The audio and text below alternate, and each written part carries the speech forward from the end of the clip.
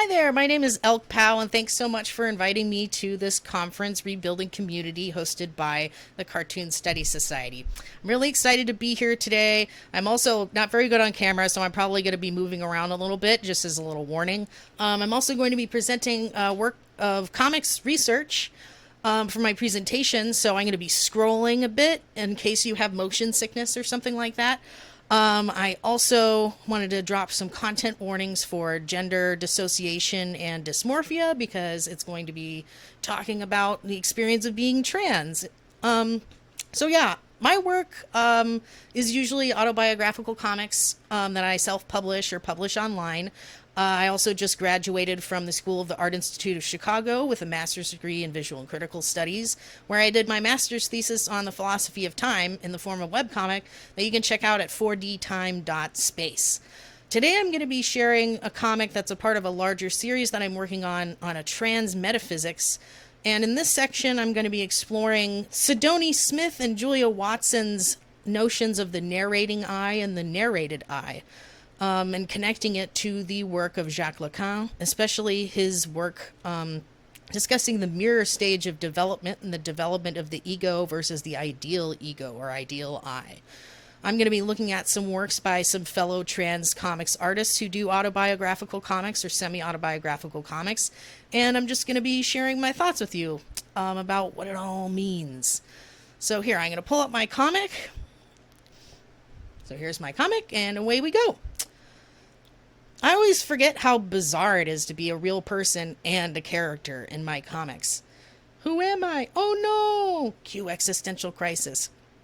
It's especially ironic since I write comics about identity and I'm so unsure about my own. Do I like girls? Am I depressed? Am I genderqueer? Am I non-binary? Do I have anxiety? Am I trans? Should I take meds? Am I poly? What next? Yeesh. I've been so many me's over the years, it's funny to see them all laid out before me when I look back on my old comics.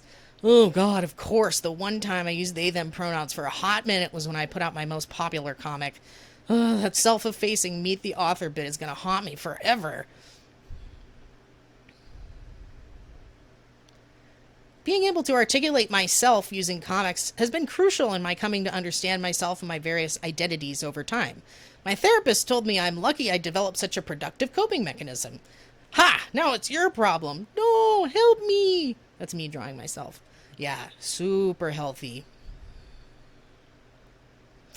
Lately, I've been reading other trans comics artists' work, trying to see the connections between how we tackle self-representation over time. So these three figures are drawn from the works by Maya Kobabe, Karto Monir, and Tess Silapati. So those are redrawn panels that I've included here. And their pronouns, so you know how to refer to them all. I recalled the idea of the narrating I and the narrated I from reading Autobiography by Sidoni Smith and Julia Watson. I'm the narrating I. I'm a persona of the real Elk through which I talk about my life. I'm the narrated I. I'm the character Elk that the narrator uses as a vehicle to explore my past. But what about me? I'm Elk as a kid. Am I the same I as that guy over there? Yeah, I'm not a stupid, naive kid anymore. Redacted. Died long ago. I'm the real me. Yes, I had a top hat phase. Ugh. Edgy teenage Elk is the worst. Okay, we get it. We're all equally Elk or whatever. But I don't.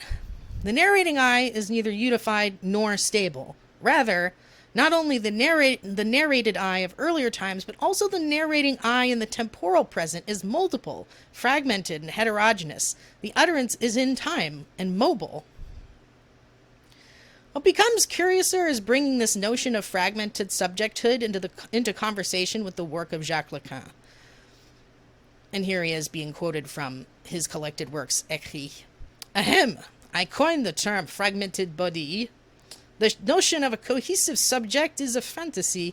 This ideal I is linked to the ego in a way that it will only asymptotically approach the subject's becoming. Sorry, folks, I love graphs. In this case, I'll keep this description up so you can keep reading it. In this case, the asymptote in question is the 100% alignment of the ego and ideal ego. So if the y-axis is authenticity and the x-axis is time, and we're tracking the becoming or the trajectory of the subject knowing itself, basically as close as you'll ever get to being a cohesive subject is basically shrinking over time, but you'll never actually reach that point of 100% alignment. All we are as subjects is a complex pastiche of outside influences, whether they be familial, societal, or otherwise.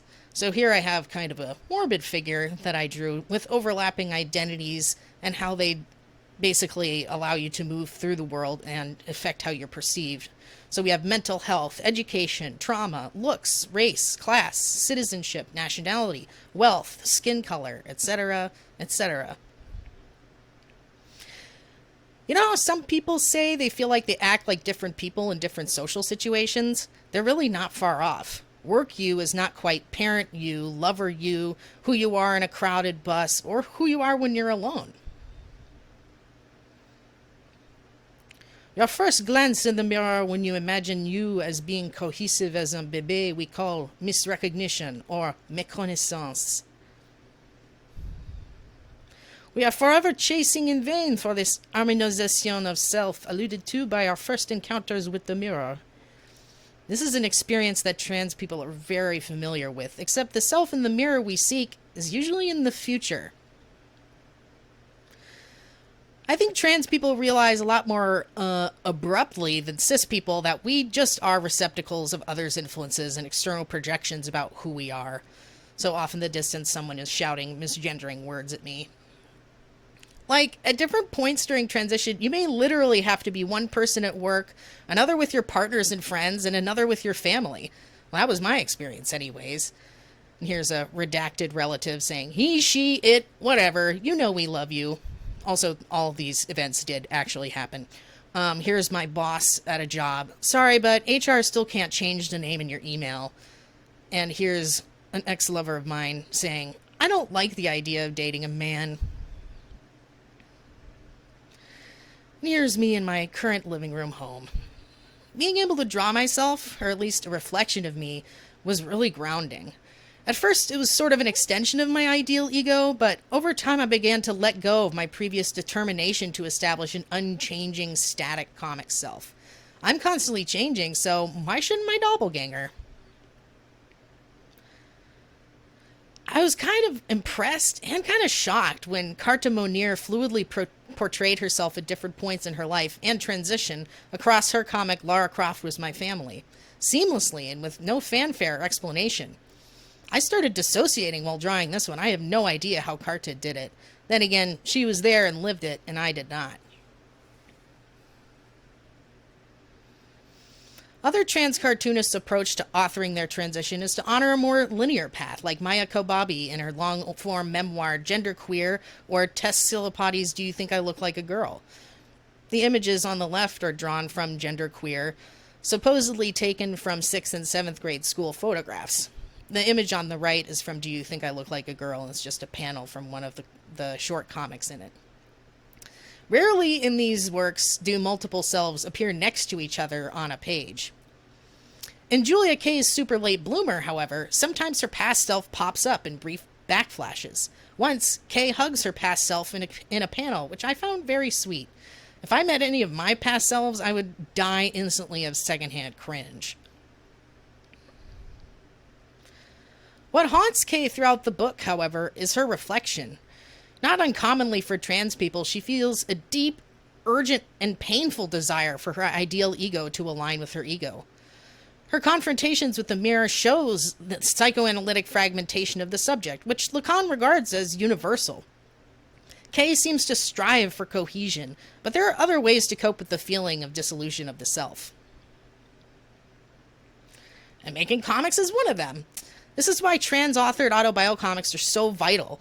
We get to set to paper the various selves we have been or want to be, or in my case, renounce the false ideal ego and instead embrace multiplicity. When trans-authored autobiographical comics are made, we get to reject how others categorize us and reject the cis gaze and pursue a truer self-representation. This may also offer an explanation as to why there are a lot of trans furries and trans semi-autobiographical stories starring anthropomorphic animals. When we detach our ego from our image, the ideal ego, we can embody ourselves however we like. So here at the top is Mallory Jessica Udishas's Sweet Beans character. Then we have on the left Toivo Karttinen's Foxes in Love, very popular online comic. There's Remy Boydell in The Pervert, which is a book graphic novel that was published. And then on the bottom we see Ashlyn Barker portraying herself as a cat girl in Fake Gamer Girl Comics, which is also online. So while one may wallow in existential malaise IRL, making autobiocomics is a great way to take hold of one's own narrative and self-fashion our gendered selves however we please. Try making some of your own today. Ding! Alright, thanks so much for going on this little comics journey with me. Here I have a little section on further reading and a list of the sources that I cited in the comic. If you want to read more on Trans Identity and Lacan, you can check out another comic I made for the Digital Immaterialities Conference that was held at Concordia University earlier this summer. This link you can actually follow on my website, since you can't click this video. So I'm just going to scroll slowly here, but I pretty much referenced all of these point blank in the presentation. Well, there you go, if you're interested. Also, you can find me elsewhere online at Elk Papa and my website.